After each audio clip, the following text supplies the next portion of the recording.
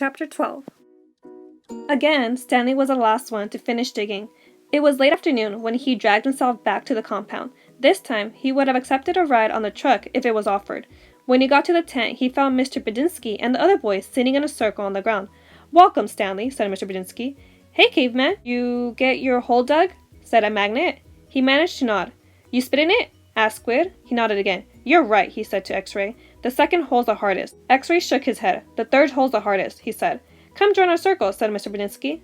Stanley plopped down between Squid and Magnet. He needed to rest up before taking a shower. "We've been discussing what we want to do with our lives," said Mr. Bedinsky. "We're not going to be at Camp Green Lake forever. We need to prepare for the day we leave here and join the rest of society." "Hey, that's great, Mom," said Magnet. "They're going to finally let you out of here?" The other boys laughed. "Okay, Jose," said Bedinsky. "What do you want to do with your life?" "I don't know," said Magnet. "You need to think about that," said Mr. Bedinsky. "It's important to have goals, otherwise you're going to end up right back in jail. What do you like to do?" "I don't know," said Magnet. "You must like something," said Mr. Bedinsky. "I like animals," said Magnet. "Good," said Mr. Bedinsky. "Does anyone know of any jobs that involve animals?" "Veterinarians," said Armpit. "That's right," said Mr. Bedinsky. "He could work in the zoo," said Zigzag. "He belongs in the zoo," said Squid. Then he and X-Ray laughed. "How about you, Stanley? Any ideas for Jose?" Stanley sighed. "Animal trainer," he said. "Like for the circus or movies or something like that." "Any of those jobs sound good to you, Jose?" asked Mr. Bedinsky. "Yeah, I like what Caveman said about training animals for movies. I think it would be fun to train monkeys." X-Ray laughed. "Don't laugh, Rex," said Mr. Bedinsky. "We don't laugh at people's dreams. Someone is going to have to train monkeys for the movies." "Who are you kidding, Mom?" asked X-Ray. "Magnet's never going to be a monkey trainer." "You don't know that," said Mr. Bedinsky. "I'm not saying it's going to be easy. Nothing in life is easy. But there's no reason to give up.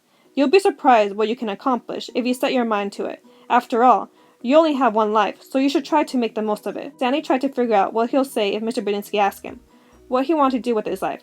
He used to think he wanted to work for the FBI, but this doesn't seem the appropriate place to mention that. "So far, you've all done a pretty good job at messing up your life," said Mr. Bedinsky.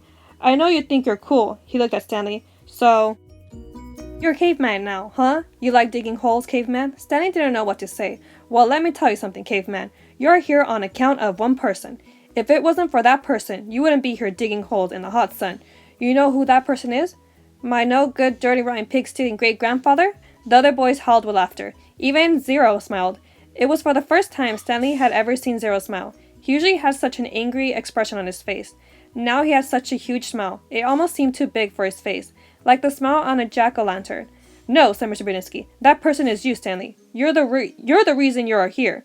You're responsible for yourself. You messed up your life, and it's up to you to fix it. No one else is going to do it for you, for any of you." Mr. Bedinsky looked from one boy to another. "You're all special in your own way," he said. "You all got something to offer. You have to think about what you want to do. Then do it. Even you, Zero. You're not complete worthless." The smile was not gone from Zero's face.